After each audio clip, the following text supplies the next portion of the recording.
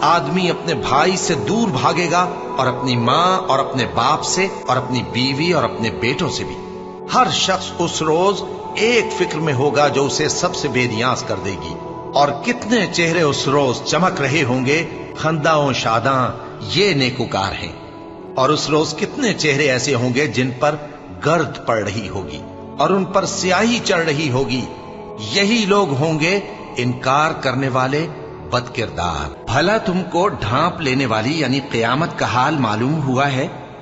اس روز بہت سے چہرے یعنی لوگ ذلیل ہوں گے، سخت محنت کرنے والے تھکے ماندے دہکتی آگ میں داخل ہوں گے۔